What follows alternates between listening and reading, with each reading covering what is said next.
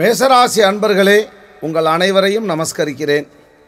ஜெய வருஷம் 2015 வருஷம் ஜனவரி 1ஆம் தேதி பார்த்தா வியாழக்கிழமை ரொம்ப விசேஷமான நாளில் தான் அந்த வருஷமே துவங்கியிருக்கு. நம்மளாம் ரொம்ப சந்தோஷமாக இருக்கணும். காரணம் சந்தோஷத்தை மட்டும் நம்ம விலை கொடுத்து வாங்க முடியாது. காரணம் இந்த காலகட்டத்தில் கண்டச்சனி விலகி அஷ்டமச்சனி நமக்கு ஆரம்பிச்சிருக்கிறது. சரி, அஷ்டமச்சனின்னா நம்ம பயப்படக்கூடாது. அதே நேரத்தில் சனி பகவான் யார்? 10, 11 குடையவன். ஜீவனாதிபதியும் அவன் தான், லாபத்துக்குடையவனும் அவன் தான். அதே நேரத்தில் குரு பகவான் 9க்கும் 12க்கும் உடையவர். இப்படியாக இந்த காலகட்டம்லாம் ரொம்ப விசேஷமான நாளுன்னு தான் நம்ம சொல்லணும். காரணம் இந்த வருஷம் துவங்கி இருக்கிறது. அதே நேரத்தில் குரு நமக்கு நிற்கிற ஸ்தானம் எங்கே இருக்கிறது? குரு பகவான் சுகஸ்தானத்தில் நிற்கிறார். ஆனால் அஷ்டமச்சனி படாத பாடுபடுத்துமே. இந்த ஜனவரி மாதம் எடுத்துட்டேன்னாக்கா நமக்கு எல்லா வகையிலையும் கொஞ்சம் கொஞ்சம் சின்ன சின்ன குழப்பங்கள் இருக்கத்தான் செய்யும். ஆனால் அந்த குழப்பத்தெல்லாம் நாம் அப்படியே ஓரளவுக்கு நிவர்த்தி பண்ணி கொண்டு போகணும். ஓங்கி அடிக்கிறத தாங்கி அடிக்கிற மாதிரி நாம் எதுலேயுமே ஒரு தெளிவாக இருந்து பழகணும். கார்த்தால எழுந்தோன்னே நல்லா புன்முறுவலாக சிரித்து பழகணும். மூஞ்சி வச்சுக்கூடாது. காரணம் அதாவது செவ்வாய் தானே சுவாமி. செவ்வாய் உஷ்ணமான கிரகம் இல்லையா? சரீரத்தில் 9 நவகிரகங்களும் நம்மளுடைய சரீரத்தில் சார்ந்திருக்கிறது. நம்மளுடைய சரீரத்தில் 9 நவகிரகங்களும் 9 ஸ்தானத்தில் இருக்குது. அதுதான் சொன்னால் உயிருக்கு 9 வாசல். குரு பகவான் நம்மளுடைய மூலப்பகுதியில் இருக்கார். 2 கண்கள்லையும் சூரியன் இருக்கார். அதனால தான் கண்ணுக்கு ஆத்மானு பேர். அதே நேரத்தில் நம்ம வாய் பகுதியில் சனி பகவான் 2 பாதத்திலையும் சார்ந்திருக்கார். இரத்த நாளன்களில் செவ்வாய் சம்மந்தப்பட்டிருக்கார். அதனால தான் நம்ம உடம்பை உஷ்ணம் இல்லாமல் பார்த்துக்கணும். பிபி ஏறப்படாது, லோவும் ஆகப்படாது, பிபி ஹையும் ஆகப்படாது. ரெண்டுமே நமக்கு டேஞ்சர் தான். அதுக்கு நம்ம என்ன செய்யணும்? கோபம் இல்லாமல் பார்த்துக்கணும். அப்போது செவ்வாய் சுவாமி ஆகிய மேசராசிக்காராளுக்கு அடிக்கடி கோபம் வருமே. சில பேருக்கு தான், எல்லாரும் கோபப்படுறதில்ல. சில பேர் அமைதியாக இருந்தே காரியத்தை சாதிச்சிடுறவா இருக்கா. சில பேர் அமைதியாக இருக்கிறது மட்டும் இல்லை, ஒரு வார்த்தை கூட பேசாமல் அப்படியே நிதானமாக மற்றவா என்ன சொல்கிறாளோ அதை காதில் வாங்குவான். ஆகையினால தான் இந்த வருஷம் துவங்கிறது மேசராசிக்கு மகாதன யோகத்தில் இந்த வருஷம் துவங்கி இருக்கிறது. 2015 வருஷம் மகாதன யோகம். நம்ம 2015 வருஷ பலனை மட்டும் நம்ம பார்க்கறது இல்லை. சனி பகவான் என்ன பண்ண போகிறார், என்ன செய்துன்னு இருக்கார், அதே நேரத்தில் குரு பகவான் என்ன செய்துன்னு இருக்கார், இன்னும் பின்னாடி குரு பயிற்சி நமக்கு என்ன செய்ய போகிறது, ராகு கேது பயிற்சி என்ன செய்ய போகிறது, இந்த வருஷம் முடிவு வரையில் நாம் எப்படியெல்லாம் இருக்கணுங்கிறத பற்றி ஒரு சில கருத்துக்களை அடியேன் சாதிக்க போகிறேன். இதை நீங்கள் எல்லோரும் அவசியம் கேட்கணும். நீங்கள் மட்டும் கேட்கறது இல்லாமல் எல்லோரையும் கேட்கவும் வைக்கணும். ஏன்னா நல்ல விஷயங்களை நாம் எல்லாம் பகிர்ந்துக்கணுமே. அப்போது இந்த ஒரு காலகட்டம் நல்ல ஒரு அற்புதமான நேரம்னு சொல்லணும் இந்த 2015 வருஷம். காரணம், ஒரு சிலருக்கு மேசராசியில் கடந்த 9 வருஷம் எதுவுமே நமக்கு சாதகம் இல்லாமல் பாதகமாகவே நடந்தது. ஏன்னா இருக்கிறத விட்டுட்டு பறக்கிறத மாதிரி நம்ம ஒரு சிலர் பார்த்தாக்க ரொம்ப அல்லல் பட்டுக்கிட்டு இருந்தா. ஒரு சின்ன ஒரு பழமொழி உண்டு. அதாவது செய்யும் தொழிலே தெய்வம்னு சொல்லுவா பெரியவா.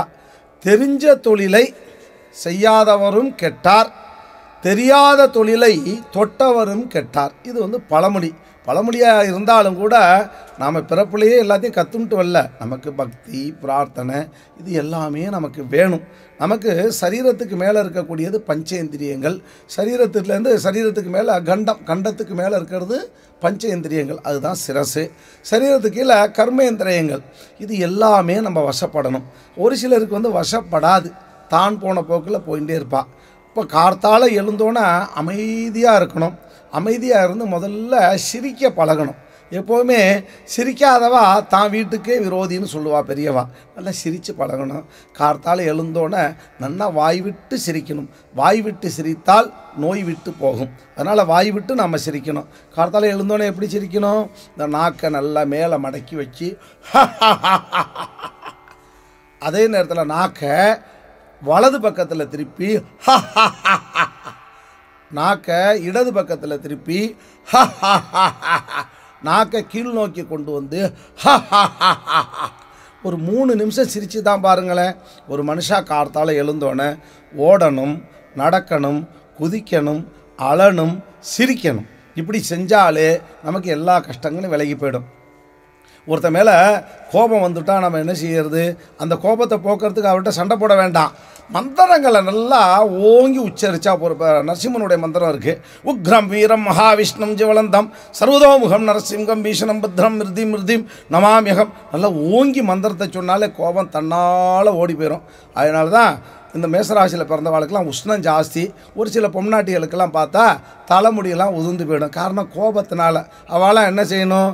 ராத்திரியில் படுக்க போகிறச்ச வெந்தயத்தை பாலில் ஊற வச்சிடணும். வெந்தயத்தை ஊற வச்சு அந்த வெந்தயத்தை தலையில் எடுத்து கார்த்தால் குளிக்கிறச்ச தலையில் அரைச்சி, அதுவும் டெய்லி குளிக்கக்கூடாது. தலையில் வெந்தயம் அரைச்சி வாரத்தில் ஒரு நாள் இல்லாட்டி 15 நாளைக்கு ஒரு நாள் வெந்தயத்தையும் பாலையும் ஒன்றா சேர்த்து அரைச்சி மிக்சி. இப்போல்லாம் மிக்சி வந்து கொடுத்த, அந்த காலத்திலலாம் அம்மியில் வச்சு அரைச்சா, கையை இழுத்து அரைச்சா யோகா மாதிரி இருந்தது. இப்போல்லாம் மிக்சியில் போட்டு ஒரே அடி அந்த மிக்சியில் அரைச்சதை எடுத்து தலையில் வச்சுன்ட்டு ஒரு 15 நிமிஷம் ஊறினோன்னு குளித்தா தலைமுடி உதிராது, கோபம் குறையும். இப்படியாக நிறைய வைத்தியங்கள்லாம் உண்டு. இயற்கை வைத்தியம், இயற்கைக்கு மிஞ்சி எதுவுமே கிடையாது. நம்ம செயற்கையாக என்ன பண்ணிட்டாலும் இந்த முடி கொட்டுறது நிற்காது. இயற்கையாக அந்த வைத்தியத்தை நம்ம தெரிஞ்சுட்டோம்னா அது மாதிரி நீலி பெருங்காதி தைலம் இதெல்லாம் நம்ம தலையில் போட்டுக்கலாம். பொன்னாங்கண்ணியை எடுத்து நல்லா தேங்காய் எண்ணெயில் ஊற வச்சு, பொன்னாங்கண்ணி வேரை எடுத்து தேங்காய் எண்ணெயில் ஊற வச்சு போடணும். வெட்டி வேரை எடுத்து தேங்காய் எண்ணெயில் ஊற வச்சு போடணும். வெந்தயத்தை கொஞ்சோண்டு சேர்க்கணும். குப்பைமேனி இலை இருந்தால் அதை காய வச்சு சேர்த்து தேங்காய் எண்ணெயில் ஊற வச்சு தலையில் நம்ம தேய்ச்சிட்டு தலையை வாரினோம்னா ஜம்முன்னு இருக்கும். நான் நடந்து போகிறச்சையே பார்த்தாக்கா 1 கிலோமீட்டருக்கு வாசனை போகும். அந்த மாதிரிலாம் நம்ம இருக்கணும். இயற்கையோட மனிதன் ஒத்து போகணும். அப்போ அந்த காலத்திலலாம் ஒரு 50 வருஷம் முன்னாடிலாம் நம்ம இயற்கையோட ரொம்ப ஒத்து போனோம். இப்போ அதெல்லாம் இயற்கையோட நம்ம வந்து ஒத்து போகிறதில்ல. அதனால் நமக்கு நிறைய பிரச்சனைகள் வருது. அதனால் இந்த பிரச்சனைகள்லேருந்து நாம் நிவர்த்தி ஆகணும். நமக்கு மனசாந்தம் கிடைக்கணுமே. மனசாந்தம் கிடைக்கிறதுக்கு சப்த புண்ணிய நதிகளில் நீராடணும். காரணம், இந்த அஷ்டமச்சனி நமக்கு படாத பாடுபடுத்தும். படாத பாடுபடுத்தினாலும் கூட கண்டச்சனி விலகி போச்சு. அந்த கண்டச்சனி விலகி போனதுனால அந்த அஷ்டமச்சனி நம்மளை ஒன்றும் பண்ணாது. ஆகையினால் 7 புண்ணிய நதி இருக்குது. உங்கள் எல்லாருக்கும் தெரியும் 7 புண்ணிய நதி இருக்கிறது. சப்த புண்ணிய நதி கங்கா, யமுனா, கோதாவரி, காவேரி. அதாவது இப்படி 7 புண்ணிய நதியிலையும் போய் நம்ம தீர்த்தமாடணும். வருஷத்துக்கு ஒரு முறை போனால் போகிறோம். போயிட்டு நம்ம 7 புண்ணிய நதியில் தீர்த்தமாடுறதுனால நமக்கு எல்லா காரியங்களையும் பகவான் பார்த்துப்பா. அப்போ தான் நமக்கு பகவான் பார்த்துக்கிறச்ச நமக்கு எல்லாமே கிடைக்கும். இந்த மேசராசியில் பார்த்தா மனைவி யோகம் ரொம்ப அற்புதமாக இருக்கும். சில பேர் மனைவி சொல்லே மந்திரம்னு வாழ்ந்துட்டுருப்பா. மனைவி சொல்ல கேட்குறதுல தப்பே கிடையாது, கேட்டுத்தான் ஆகணும். ஒவ்வொரு விஷயமாக இருந்தாலும் மனைவியோட பகிர்ந்துக்கணும். அதாவது 3.25 நாளிகை 1.5 மணி நேரம் ஒரு முகூர்த்தம். கணவன் மனைவி இருவரும் தனிச்சு இருந்து பேசணுங்கிறது வேத சாஸ்திரம். 2 பேரும் தனிச்சு இருக்கணும். தனிச்சு இருந்து பேசணும். இன்றைக்கி என்ன நடந்தது, வாங்க ஆஃபீஸ் போனேல என்ன நடந்தது, காபி சாப்பிட்டேலா, காபிலாம் நல்லா இருந்ததா, பகலில் கேண்டீனில் சாப்பிட்ருப்பேல, நான் கொடுத்த டப்பா என்ன ஆச்சுன்னா அதுக்காரி கேட்பா. அதுக்கு உண்மையான பதிலை சொல்லணும். டப்பாவை நம்ம ஃப்ரெண்டு எடுத்து சாப்பிட்டுட்டாரு, அவர் சாப்பிட்டார், அதனால் நான் கேண்டீனில் சாப்பிட்டோமா, இப்படி உண்மையை நம்ம ஒத்துட்டோம்னா வீட்டில் பிரச்சனையே இருக்காது. காரணம், மேசராசியில் பெண்களுக்கும் சரி ஆண்களுக்கும் சரி ஒரு சிறிதளவு உஷ்ணமான நிலைகள் நமக்கு வரும். அந்த உஷ்ணமான நிலைகள் வரும் பொழுது நாம் பஞ்ச இந்திரியமான, அதாவது கண், காது, மூக்கு, வாய், இப்படி எல்லாத்தையும் கண்ட்ரோலில் கொண்டு வரணும். ஏன்னு கேட்டால் பஞ்ச இந்திரியங்கள் தான் கல்வன். அந்த கல்வனை நம்ம மனசுக்குள்ளே பக்தினால் அடக்கணும். பக்தி இருந்தால் ஒன்றுமே வராது. அந்த பஞ்ச இந்திரியங்கள் படாத பாடுபடுத்தும். கண் பார்த்தா கண்டமேனிக்கு பார்க்கும், காது பார்த்தா எதை கேட்காததெல்லாம் கேட்கும், வாய் பார்த்தா பேசாததெல்லாம் பேசும். அதனால் மேசராசியை பொறுத்தளவுக்கு இந்த வருஷத்தை ரொம்ப நாம் தெளிவாக கொண்டு போகணும். தெளிவாக கொண்டு போகிறதுக்கு நாம் என்ன செய்கிறது, எதிர்பாராத நன்மைகளை நமக்குள்ளே நாமளே உண்டு பண்ணிக்கணும். அப்போ சந்தோஷமாக இருந்து பழகணும்.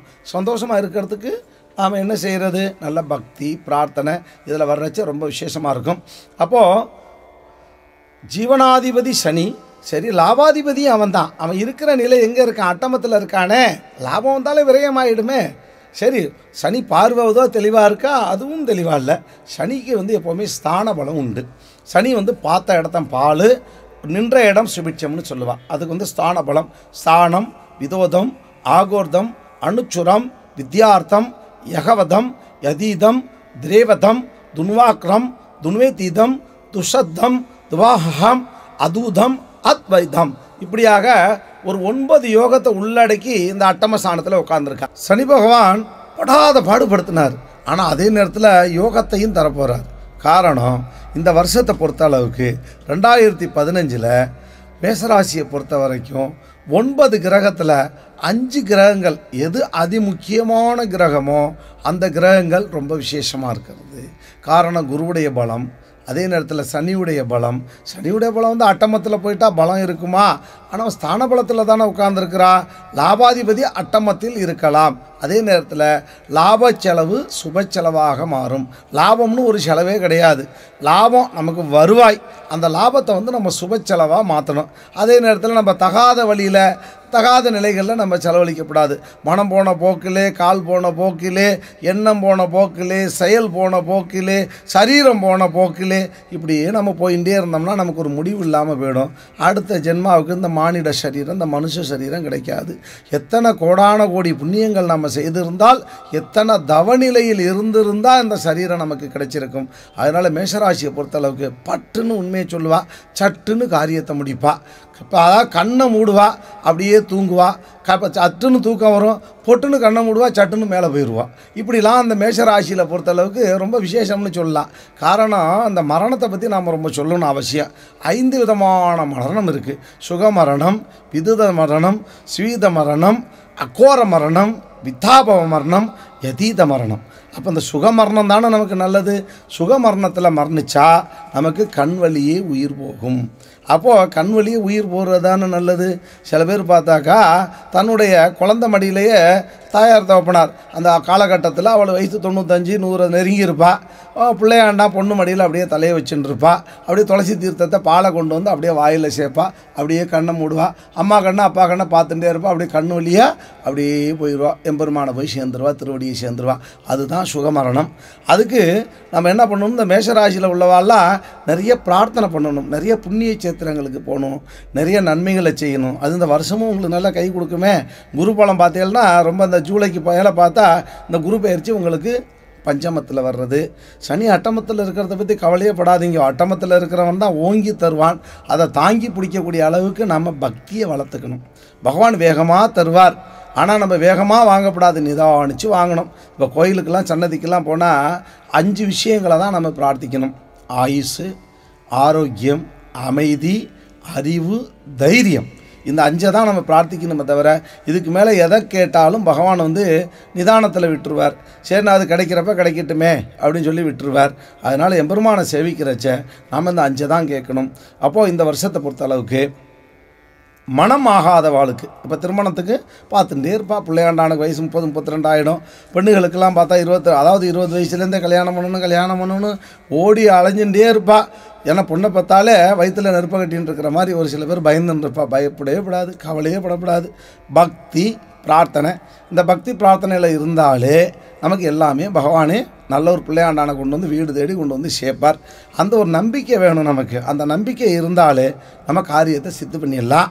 அப்போது கல்யாணத்தை பற்றி கவலைப்படாத. இந்த வருஷம் தன்னால் எல்லாமே கை கூடிரும் ஜூலைக்கு மேலே. அப்போது 100% பார்த்தா இந்த வருஷத்தை பொறுத்த அளவுக்கு உங்களுக்கு 72% நன்மையே நடக்கக்கூடிய வருஷம். 2015 வருஷம் மேஷராசிக்கு 100%க்கு 72% நன்மையே நடக்கக்கூடிய நிலைகள் எல்லாமே ஓகே. ஆனால் கண்டச்சனி விலகுனது ரொம்ப பெரிய ப்ளஸ் பாயிண்ட்டு. எதிர்பாராத நன்மைகள் நமக்கு நடந்தாலும் கூட இருந்தாலும் ஒரு சில நேரங்களில் நமக்கு சில மன தடுமாற்றங்கள் வரும். இப்போ தொழில் பண்ணுறவாள்லாம் பார்த்தா கடன் வாங்கித்தான் தொழில் பண்ணணுமா அப்படிங்கிற மாதிரி 2 கேள்வியை கேட்பா. அப்போ எங்கே போகிறது மூலதனத்துக்கு? எல்லாருக்கிட்டையும் முதல் இருக்கா? இல்லை. சரி, கடன் வாங்கிறது நல்லது ஒரு வகையில். பகவான் பார்த்துப்பார். கடன் வாங்கிட்டு கொடுக்கணுங்கிற எண்ணம் இருக்கிறச்ச நம்ம கடன் வாங்கிறத பற்றி கவலையே படக்கூடாது. எம்பெருமானே அந்த கடனை திருப்பி கொடுக்கறதுக்கு உறுதுணையாக உதவியாக நமக்கு பக்கபலமாக இருப்பார். அதனால் நல்ல புண்ணிய சேத்திரங்களுக்கு போங்கோ. திருப்புலானி போயிட்டு வாங்கலை, ராமநாதபுரம் பக்கத்தில் சேதுக்கரையில் போய் ஸ்ரீராமர் அந்த இடத்துல உட்கார்ந்து 16 நாள் ஊன் உறக்கம் இல்லாமல் கண்ணை மூடின்னு தியானித்த இடம், தர்ப்பையில் சயனித்த இடம். ஸ்ரீராமபிரான் அங்கே தான் வந்து 16 முறை முழுகி எழறார், அதாவது ஸ்தானம் பண்ணுறார். அந்த சேதுக்கரையில் போய் நீங்களும் 16 முறை அப்படியே மூக்கை பொத்திண்டு நாராயணா நாராயணா நாராயணா உங்களுக்கு தெரிஞ்ச மந்திரத்தை சொல்லுங்களேன். ஓரெழுத்து மந்திரமாம் ஓம் என்று சொல்லுங்கோ, ஈரெழுத்து மந்திரமாம் ராமா என்று சொல்லுங்கோ, 3 எழுத்து மந்திரமாம் முருகா என்று சொல்லுங்கோ, 4 எழுத்து மந்திரமாம் நாராயணா சொல்லுங்கோ, 5 எழுத்து மந்திரமாம் பஞ்சாட்சரம் ஓம் நமச்சிவாய. இப்படியாக உங்களுக்கு எந்த மந்திரங்கள் தெரியறதோ அதை மனசால் நினச்சுண்டு மனசுக்குள்ளே பிரார்த்திச்சுண்டு 16 முறை நீங்கள் அந்த மூலிகை சேதுக்கரையில் எழுந்தாலே உங்களை பிடிச்ச எல்லா கஷ்டங்களும் விலகி போயிடும். பாவத்திலேருந்து நமக்கு விமோச்சனம் கிடைக்கும். மனுஷாளுக்கு கஷ்டம் வரணும், கஷ்டம்தான் அனுபவத்தை கொடுக்கும். அதனால் கல்யாணத்தை பற்றி கவலைப்பட வேண்டாம். திருமணம் இனிதே நடக்கும். பொண்ணாக இருக்கட்டும் பிள்ளையாண்டானா இருக்கட்டும். இந்த ஜூலைக்கு மேலே நமக்கு கடன்னு டிசம்பர் எண்டுக்குள்ளே எல்லாம் நடந்துடும். பயப்பட வேண்டாம். அடுத்து குழந்தை பாக்கியம் இல்லாமல் ஒரு சிலர் தவிச்சிக்கிட்டே இருப்பா. பிள்ளை இல்லையே பொண்ணுக்கு. சரி 3 ஆம்பளை பிள்ளையாக இருக்க, ஒரே ஒரு பொம்பளை பிள்ளை வேணும்னு ரொம்ப பேர் பிரார்த்திச்சுன்னு இருப்பா. மகாலட்சுமி தாயாரே குழந்தையா பிறப்பா. 30 தேவிகள் இல்லையா? பெண்கள் ரூபம் எப்படி தெரியுமா? சரஸ்வதி தாயார், மகாலட்சுமி தாயார், பார்வதி தாயார், மூவரும் சேர்ந்தவரே இன்றைக்கி நாம் பெண்கள் தான். இந்த பெண்களுக்கு 3 உருவங்களும் ஒன்று சேர்ந்தால் எப்படி? அப்படி தான். நான் கண்ணாடியில் பார்த்துட்டா நீங்கள் தான் 30 தேவிகள், நீங்கள் தான் சரஸ்வதி, நீங்கள் தான் பார்வதி, நீங்கள் தான் மகாலட்சுமி. அப்போ நம்ம என்ன செய்யணும்? கார்த்தால எழுந்தோன்னே 1 ரூபாய் அகலத்துக்கு நெத்தியில் நன்னா குங்குமத்தை இடணும், மஞ்சள் குங்குமத்தை இடணும். இந்த ஸ்டிக்கர் போட்டு நவீன காலத்துக்கு ஏற்ற மாதிரி நெத்திக்கு இடாமல் போகிறது இதெல்லாம் ஆகாது, இதெல்லாம் அபச்சகணம். அதனால் கார்த்தால எழுந்தோன்னே மஞ்சள் குங்குமத்தை இடுங்கோ. கணவனை தொழுது வணங்க வேண்டும். கார்த்தால எழுந்தோன்னே கல்யாணமானவா ஆத்துக்கார விழுந்து சேவித்து ஆசீர்வாதம் வாங்கிக்கிறோங்க. கணவனுடைய அனுகிரகம் எப்பவும் பெண்களுக்கு அவசியம் வேணும். அதே நேரத்தில் பெற்றோர்களுக்கு குழந்தைகள் நன்னா இருக்கணும். அப்போ குழந்தைகள் என்ன செய்யணும்? அதை அம்மா அப்பாவை சேவிக்கணும். அப்போ கல்வியில் இந்திரஞானம், பிரம்மஞானம், சூட்சம ஞானம் இதெல்லாம் குழந்தைகளுக்கு நிறைய கிடைக்கும். வியாபாரிகள்லாம் இந்த காலகட்டத்தில் கவலைப்பட வேண்டாம். தொழில் நல்ல முன்னேற்ற வளர்ச்சியை கொடுக்கும். அப்போ மார்ச் 6ஆம் தேதியிலேருந்து எடுத்துட்டா ஓரளவுக்கு படிப்படியாக நன்மைகளே நடக்கும் இந்த வருஷம். அதே நேரத்தில் ஏப்ரல் 3ஆம் தேதியிலேருந்து மே 4ஆம் தேதி வரையிலும் கொஞ்சம் எதுலேயுமே ஒரு சின்ன தடைகள் இடையூறுகள் இருந்துருக்கும். ஜூன் மாதம் பார்த்தீங்கன்னா 30 நாள் நல்லா ஜம்முன்னு போகும்.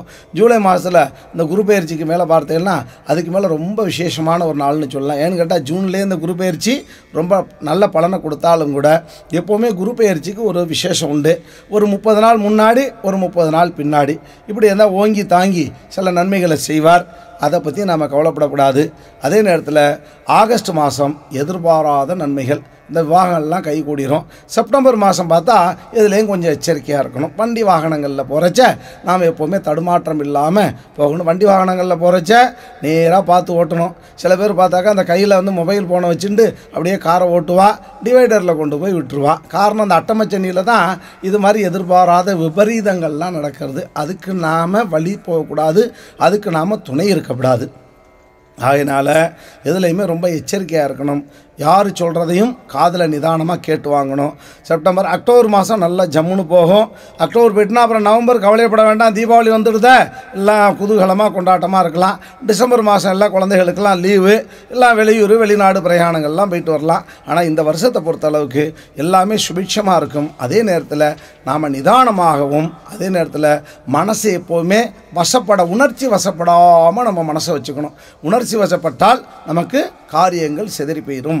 பதறாத காரியம் சிதறாது, இது பெரியோர் வாக்கு. அதனால் 72% நன்மையே நடக்கக்கூடிய இந்த 2015ஆவது வருஷம் மீண்டும் நம்ம நல்ல விஷயங்களெல்லாம் உங்களுக்கு நிறைய நம்ம சொல்லணும். அதனால் நம்ம எடுத்து சொல்லுவோம். உங்களிடமிருந்து மீண்டும் நல்ல பல விஷயங்களே நாம் பேச போகிறோங்கிறத சொல்லி, அதே நேரத்தில் இந்த கோவிந்த நாம புத்தகம் ஸ்ரீ கலியுக மங்கள லட்சுமி நரசிம்மர் கோயிலில் கிடைக்கிறது. ஸ்ரீ கலியுக மங்கள லட்சுமி நரசிம்மர் கோவில் மும்பையிலிருந்து பன்வேல் பக்கத்தில் இருவாடிங்கிற இடத்துல இருக்கிறது. அதாவது 2 மூலவர், ஸ்ரீ கலியுக மங்கள லக்ஷ்மி நரசிம்மர் சுவாமி, ஸ்ரீ கலியுக மங்கள ஸ்ரீனிவாச பெருமாள் சுவாமி, 2 மூலவர் உங்களுக்கு அருள் பாலிக்கிறார். அது மட்டுமல்லாது 108 கோமாதா, 108 பசுக்கள், பசு இல்லாத இடமே இருக்கக்கூடாதுங்கிறா வேத சாஸ்திரத்தில். பசுக்கள் எங்கே அந்த கோமூத்திரம் விடுதோ அந்த இடம் பவித்திரமாக. அந்த புண்ணிய சேத்திரத்தில் உங்களுடைய பாதம் பட்டுச்சுன்னா உங்களுக்கு விமோச்சனம். நீங்கள் அவசியம் எங்கள் சன்னதிக்கு வாங்கோ. நீங்கள் வர முடியலனாலும் விலாசத்தை குறிச்சுங்கோ. 41/2 கோவா ஹைவே மெயின் ரோடு, பெண் தாலுக்கா. பெண்லேருந்து 3 கிலோமீட்டர் முன்னாடி கோயில் அமைஞ்சிருக்கு. பன்வேல் பக்கத்தில். பன்வேல் கேட்டால் யாரை கேட்டாலும் சொல்லுவா. அவசியம் வாங்க. உங்களுடைய வருகைக்காக நாங்கள் காத்துட்டுருக்கோம். நீங்கள் விலாசம்லாம் இதில் போட்டிருக்கோம். விலாசத்தில் நீங்கள் உங்களுடைய பெயர், நட்சத்திரம், கோத்திரம் எழுதுங்கோ. கோத்திரம் தெரியாதவாளும், பிறந்த தேதி தெரியாதவாளும், நட்சத்திரம் தெரியாதவாளும் பெயர் நாமத்தை போடுங்கோ. உங்களுக்காக நாங்கள் சங்கல்பிக்கிறோம். ஒவ்வொரு பௌர்ணமிக்கும் அங்கே ரொம்ப மகா விசேஷமான திருமஞ்சனம் நடக்கிறது. அதில் உங்களுடைய பெயர் நாமத்தால் நாம் அங்கே சேர்த்துடுறோம். கோபூஜை நடக்கிறது, மகா சந்திர தரிசனம் நடக்கிறது, இப்படி எல்லா வைபவங்களும் நடக்கிறது. விசேஷமான ஹோம பூஜைகள்லாம் நடக்கிறது. உங்களுக்காக நாங்கள் பிரார்த்திக்கிறோம். ஓம் நமோ நாராயணாய். ஜோதிட பிதாமகர் சுவாமி ஸ்ரீனிவாச ராமானுஜர் அவர்களின் இந்த நிகழ்ச்சியில் பங்கு பெறுவதில் பெருமகிழ்ச்சி அடைகிறேன். முதலில் அவர்களை நமஸ்கரிக்கிறேன். மேசராசியில் பிறந்தவர்கள் அதிகம் கண் சம்பந்தப்பட்ட வியாதியில் பாதிக்கப்படுவது ஏன்? நமஸ்காரம் குமரேசன் அவர்களே. மேசராசியை பொறுத்தளவுக்கு இந்த கண் நோய் சம்பந்தப்பட்டது ரொம்ப அருமையான கேள்வியை கேட்டேன். மேசராசியில் கண் உபாதைகள் ஒரு சிலருக்கு இருக்கிறது. 40 வயசுலேயே கண்ணாடியை போட்டுக்கிறான். அதை விட பெரிய கொடுமை என்னென்னு கேட்டால், ஒரு சில குழந்தைகளுக்கெல்லாம் சின்ன வயசுலேயே ஒரு 5 வயசுலேயே கண்ணாடியை வாங்கி போட்டுன்றான். இரத்த நாளன்களுக்கு சம்பந்தப்பட்டவன் செவ்வாய். அப்போது குழந்தைகளுக்கு இளமையிலேயே நல்லா ஒரு நார்ச்சத்து உள்ள சாப்பாடை கொடுக்கணும். கீரை நிறையா கொடுக்கணும். 32 கரிகாய் இருக்குது பூமிக்கு மேலே விளைகிறது. கத்தரிக்காய், முருங்கைக்காய், வெண்டைக்காய், வாழைக்காய், தேங்காய், மாங்காய், நார்த்தங்காய், எலுமிச்சங்காய், இப்படியாக காய் காய் காய் காய் காய்ன்னு சொல்லக்கூடியது 32 கரிகாய்கள் இருக்கிறது. அந்த காய்கறிகளை நிறைய குழந்தைகளுக்கு 16 கரிகாயை ஒன்றா நறுக்கி போட்டு அதுலேருந்து ஒரு சூப்பை எடுத்து குழந்தைகளுக்கு டெய்லி கார்த்தால் கொடுக்கணும். பெரிய வாளும் சாப்பிடணும், வயசான வாளுக்கெல்லாம் தரணும். மாமனார் மாமியாருங்கிற விரோதம் மாட்டு பொண்ணுக்கு இருக்கக்கூடாது. எல்லோரும் அப்படி நினைக்கிறது இல்லை. ஒரு சிலர் அம்மா அப்பாவை நன்னா கவனிச்சுக்கிறா, நன்னா பார்த்துக்கிறா. ஒரு சிலர் நன்னா கவனிச்சிடுறான். இதுவும் பார்க்கணும் நம்ம ஒரு வகையில். அதனால் கவனிக்கிறதும் உண்டு, நன்னா கவனிச்சிடுறதும் உண்டு. இப்படிலாம் அவரை கண் நோயெலாம் ரொம்ப ஒரு பிரச்சனையான ஒன்று. கண் நோய்ங்கிறது மனுஷாளுக்கு வரக்கூடாது. பஞ்ச இந்திரியங்களில் கண் அவசியமான ஒன்று. கண்ணு தான் ஆத்மா. பளிச்சுன்னு கண்ணு தெரியணுமா, தூரத்து பார்வை நன்னா தெரியணும், கிட்டத்து பார்வை நன்னா தெரியணும். அதுக்கு நார் சத்து நாம் நிறையா சேர்த்துக்கணும் சாப்பாட்டில். நெல்லிக்காய், பச்சை நெல்லிக்காயை கார்த்தால வேலையில் வாரத்தில் ஒரு நாள் நல்லா கடித்து சாப்பிடணும். அது மட்டும் இல்லாது ஜலத்தில் கண்ணை அப்படியே முழிச்சு முழிச்சு முழிச்சு முழிச்சு விடணும். எப்போ நதியிலையும் சரி, குளத்துலையும் சரி, அல்லது ஆற்றுல ஒரு பாத்திரத்தில் ஜலம் வச்சுன்ட்டு அதில் கண்ணை அப்படியே முழிச்சு முழிச்சு முழிச்சு முழிச்சு விட்டால் நமக்கு கண் பார்வை ரொம்ப நன்னா இருக்கும், பளிச்சுன்னு தெரியும்.